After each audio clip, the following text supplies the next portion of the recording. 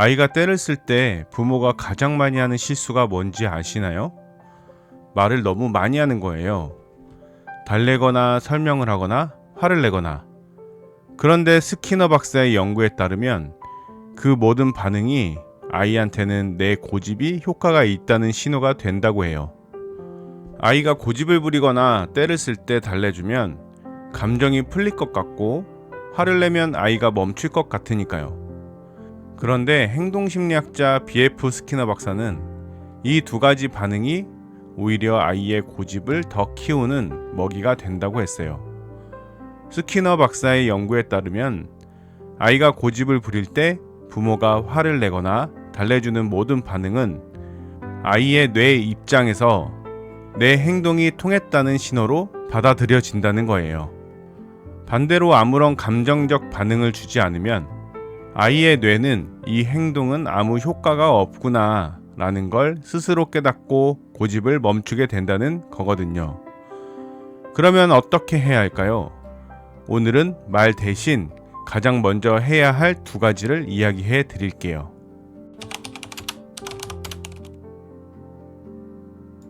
아이가 감정을 폭발시킬 때 부모가 논리적으로 설명하거나 잔소리를 늘어놓으면 아이의 뇌는 그 말을 이성적으로 받아들이지 않아요.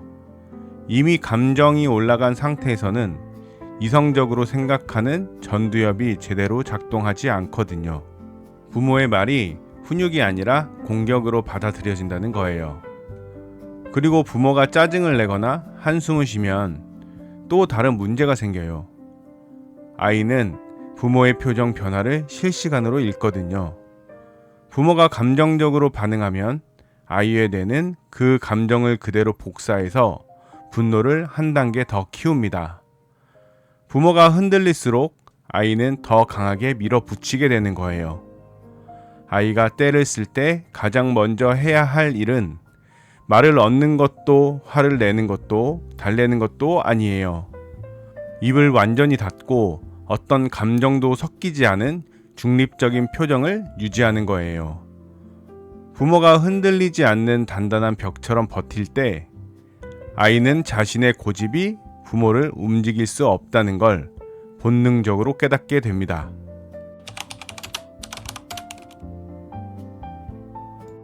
포커페이스라고 하면 냉정하게 무시하는 것처럼 느껴질 수 있어요. 그런데 이건 아이를 무시하는 게 아니에요. 아이의 감정 폭주에 부모가 끌려가지 않는 거거든요. 아이가 고집을 부릴 때 부모가 감정적으로 반응하지 않으면 아이의 뇌에서는 이런 일이 일어납니다. 처음엔 더 강하게 밀어붙여요. 효과가 없으면 반응이 오겠지 하는 거거든요. 그런데 부모가 계속 흔들리지 않으면 아이의 뇌는 결국 이 행동이 아무 효과가 없다는 걸 학습합니다. 그게 스키너 박사가 말한 속어 효과예요. 중요한 건 이 포커페이스가 차갑거나 단호한 표정이 아니라는 거예요. 그냥 평소의 표정이에요. 화도 없고 실망도 없고 달래려는 눈빛도 없는 그냥 중립적인 얼굴이요.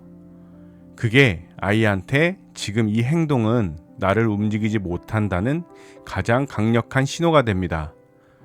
부모의 포커페이스는 아이를 거부하는 게 아니에요. 아이의 감정 복주에 올라타지 않겠다는 단단한 선언이거든요. 저는 평소에 포커페이스를 유지하려고 의식적으로 노력하는 편이에요.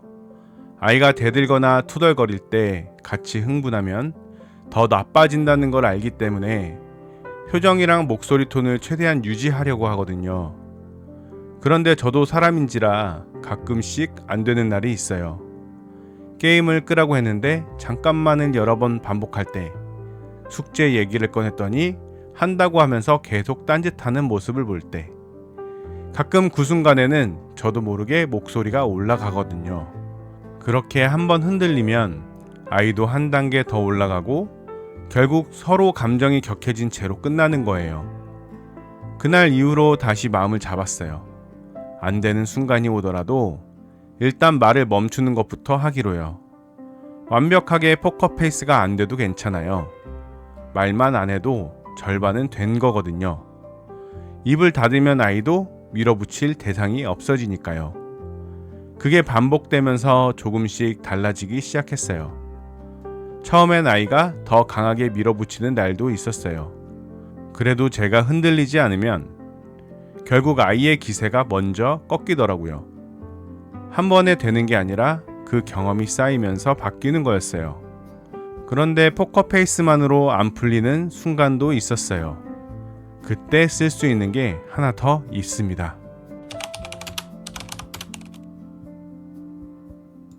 감정이 격해진 공간에 계속 있으면 아이의 뇌는 그 공간 자체를 싸움터로 인식해요. 포커페이스를 유지하고 있어도 같은 자리에 계속 있으면 흥분이 완전히 가라앉기가 어렵거든요. 그때 쓸 수 있는 게 공간을 바꾸는 거예요. 갈등이 폭발한 공간에 계속 있으면 아이의 뇌는 그 공간 자체를 싸움터로 인식해요. 같은 자리에 있는 한 감정이 완전히 가라앉기 어렵거든요.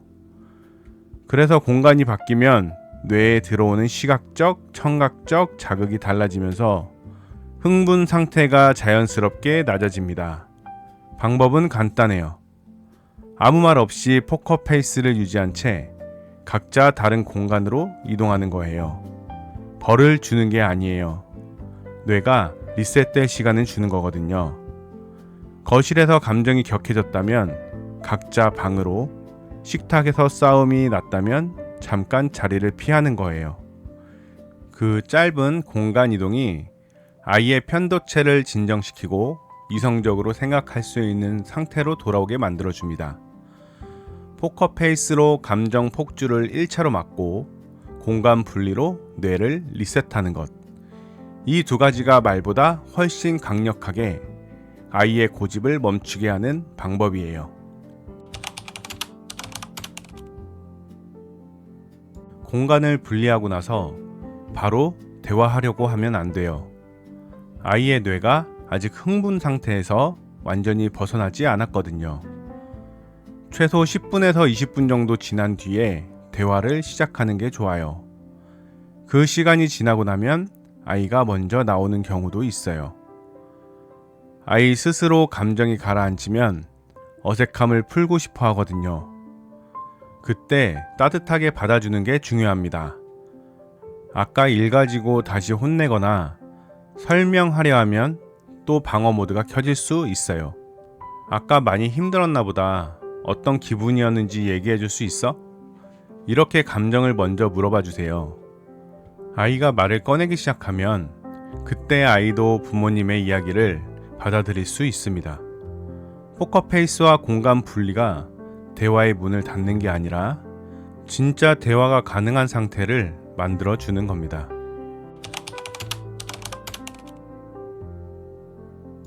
아이가 고집을 부리거나 대들 때 말을 많이 할수록 상황이 더 나빠지는 경우가 많아요.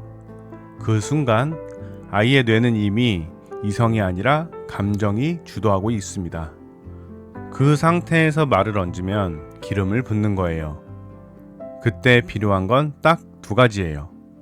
포커페이스로 부모가 흔들리지 않는다는 걸 보여주는 것, 그리고 공간을 바꿔서 내가 리셋될 시간을 주는 것. 이 두 가지가 어떤 말보다 빠르고 강력하게 아이의 감정 폭주를 멈추게 합니다. 말 대신 표정을 바꾸고 공간을 바꿔보세요. 아이의 뇌는 그 신호에 반응합니다. 오늘 이야기가 도움이 되셨나요? 도움이 되셨다면 구독과 좋아요로 아이의 잠재력을 깨우는 여정에 함께 해주세요. 비슷한 경험이 있으신 분 또는 이 방법을 써보신 분이 계신다면 댓글로 나눠주세요. 저와 같은 길을 걷고 있는 부모님들에게 큰 힘이 됩니다. 아이와 부모가 함께 행복해지는 이야기로 다시 오겠습니다. 감사합니다.